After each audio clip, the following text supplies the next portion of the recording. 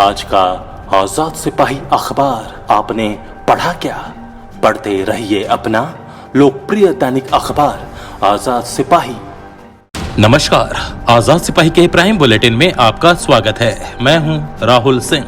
आज की प्राइम की प्रमुख खबर कुछ इस प्रकार है। कोल ब्लॉक आवंटन मुद्दे पर भाजपा और झामुमो आमने सामने। भाजपा ने कहा कि राज्य को 15,000 करोड़ का लाभ होगा, वहीं झामुमो का पलटवार। अडानी अंबानी को खदान देना चाहता है केंद्र। दूसरी खबर, बरहेट में पुलिस पर फायरिंग, थानेदार घायल, एसआई गंभीर। तीसरी खबर, झारखंड के सभी थाना में खुलेंगे पारिवारिक परामर्श केंद्र। चौथी खबर, खामडी डाकघर का पोस्टमास्टर खाता धारकों के पैसे लेकर लापता। पांचवी खबर, दुमका में मछली व्यवसायियों से दिन दहाड़े 20 लाख की लूट। आइए अब सुनते हैं खबर विस्तार से। राज्य में कोयला आवंटन को लेकर सियासत गर्मा गई है। शनिवार की दोपहर भाजपा ने प्रेस वार्ता कर कहा कि कोल ब्लॉक आवंटन से राज्य को 15,000 करोड़ का लाभ होगा। इसके थोड़ी ही देर बाद झामुमो प्रेस वार्ता कर पलटवार किया। कहा कि केंद्र सरकार अडानी अंबानी को खदान देना चाहती है। भाजपा प्रदेश अध्यक्ष दीपक प्रकाश और सांसद संजय सेठ ने संयुक्त प्रेस वार्ता कर कोल ब्लॉक नीलामी के लाभ गिनाए। दीपक प्रकाश ने कहा कि कोल ब्लॉक की नीलामी के मुद्दे पर झारखंड सरकार राज्य की जनता को दिग्भ्रमित कर रही है। कोल ब्लॉक की नीलामी होने से लगभग 50,000 लोगों को रोजगार मिलेगा और कोयला की चोरी रुकेगी।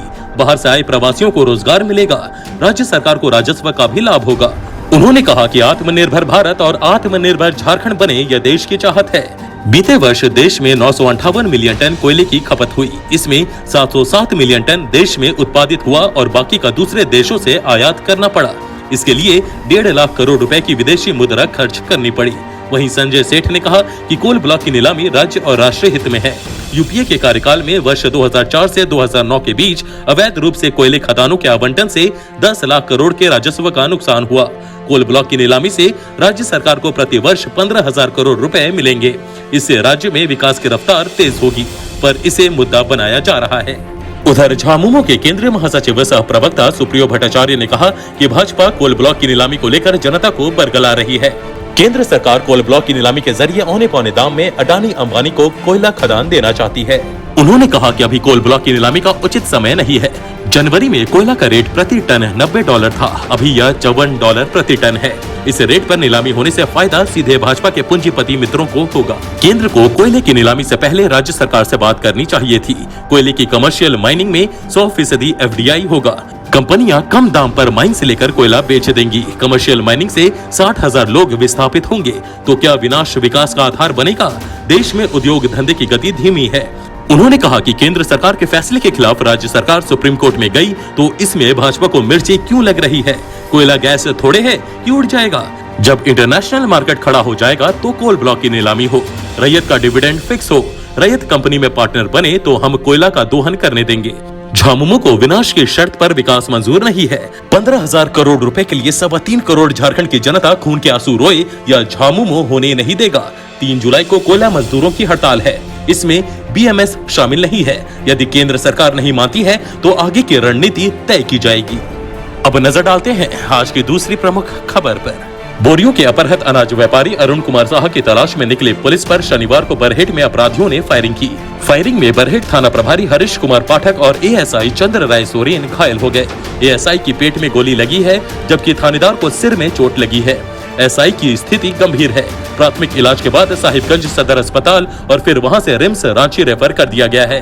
थानेदार पर अपराधियों ने बंदूक के बट से हमला किया, जिससे उनके सिर में चोट लग गई। घटना की सूचना मिलते ही मौके पर साहिबगंज जिले के पुलिस पदाधिकारी पहुंचकर कैंप कर रहे हैं। अपराधियों की गिरफ्तारी के लिए अभियान चलाया जा रहा है। अब नजर डालते हैं आज की तीसरी प्रमुख खबर पर।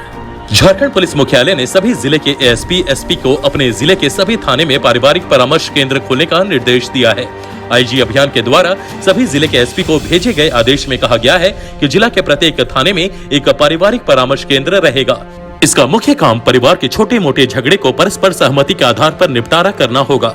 सभी SP को निर्देश दिया गया है कि अपने अपने जिला के थाना स्तर पर पारिवारिक परामर्श केंद्र का गठन करते हुए पुलिस मुख्यालय को इसकी जानकारी दें।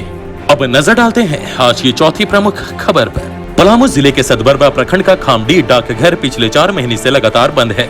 यहाँ के पोस्टमास्टर का भी कोई अता पता नहीं है। खाता धारक डाकघर खुलने की आस में हर दिन केंद्र पर पहुँचते हैं, लेकिन निराश लौटते हैं। ग्रामीणों के अनुसार पोस्टमास्टर खाता धारकों के पैसे लेकर गायब हो गया है। उन्होंने आरोप लगाया है कि ग्रामीणों से पोस्टमास्टर ने लाखों रुपए की ठगी कर ली है। सुकन्या योजना का सैकड़ों खाता खोला गया है। पैसे लेने के बाद पासबुक तक नहीं दिया गया। फिक्स डिपॉजिट का पैसा जमा करने पर कागजात नहीं दिया गया है। शंभू चक के वार्ड पार्षद मिथिलेश कुमार, रामपाल मेहता, गणेश मेहता, श्याम सुंदर गोसाई ने बताया कि डाकघर के पोस्टमास्टर ने झांसा देकर लाखों रुपए ग्रामीणों से ठग लिए हैं। तकादा करने के बाद बीते 4 महीने से डाकघर बंद है। भुक्तभोगी मनोज मेहता ने आरोप लगाया है कि 2018 में 2.5 लाख रुपए पोस्टमास्टर साहब को फिक्स करने के लिए दिए थे। अभी तक फिक्स का कागज नहीं मिला है।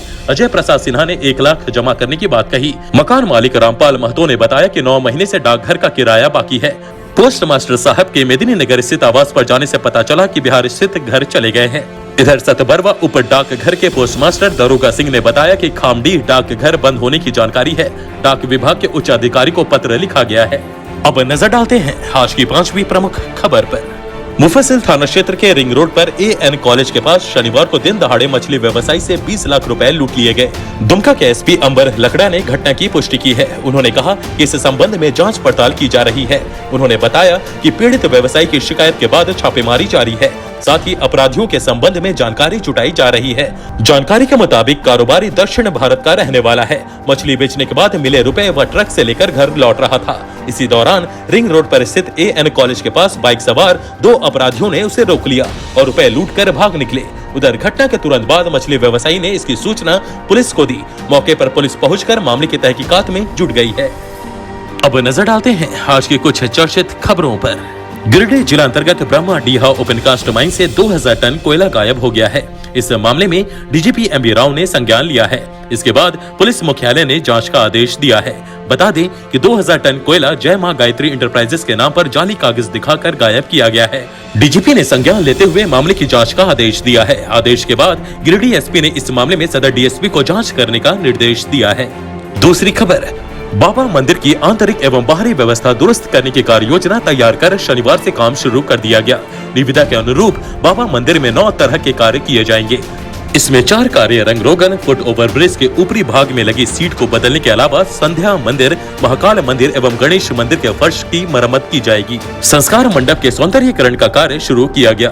गलियारे में शुद्ध पेयजल की व्यवस्था, संस्कार भवन से टी पॉइंट तक ब्रिज का मरम्मत, उमा भवन के पास टी पॉइंट के फर्श का चौड़ीकरण, मंदिर के सभी छतों की मरम्मत आदि कार्य शामिल हैं। तीसरी खबर, कोरोना काल में झारखंड में 140 करोड़ रुपए की शराब बिकी है। इससे झारखंड सरकार को 1 महीने में ही बड़े राजस्व का लाभ मिला। शराब की बढ़ी कीमतों और लॉकडाउन के कारण शराब की दुकानों के खुलने के बाद शुरुआत में बिक्री ढीली रही, पर धीरे धीरे स्थिति सामान्य होती चली गई। 20 मई से 19 जून तक राज्य में शराब की बिक्री में आई कमी के बावजूद सरकार के खाली खजाने को भरने में इससे सहायता मिली। हालांकि सामान्य दिनों में प्रति माह औसतन 200 करोड़ रुपए की बिक्री होती रही। इस लिहाज से 60 करोड़ रुपए का नुकसान हुआ है। चौथी खबर, सरायकेला की कोऑपरेटिव बैंक शाखा में 33 करोड़ रुपए के घोटाले के मामले में शनिवार को अपराध अनुसंधान विभाग ने कांड के अपराधमिकी अभियुक्त कौशल कुमार सिन्हा को गिरफ्तार किया। CID अधिकारियों ने इसकी जानकारी दी। कौशल कुमार सिन्हा मुख्य अभियुक्त के सहयोगी के रूप में काम कर रहे थे। आज के आजाद सिपाही के प्राइम बुलेटिन में बस इतना ही। देश विदेश की तमाम बड़ी खबरों के लिए आप पढ़ते रहिए अपना लोकप्रिय दैनिक अखबार आजाद सिपाही। और हाँ, आप हमारे इस YouTube चैनल को सब्सक्राइब करना ना भूलें। जुड़े रहिए आजाद सिपाही के साथ। धन्यवाद।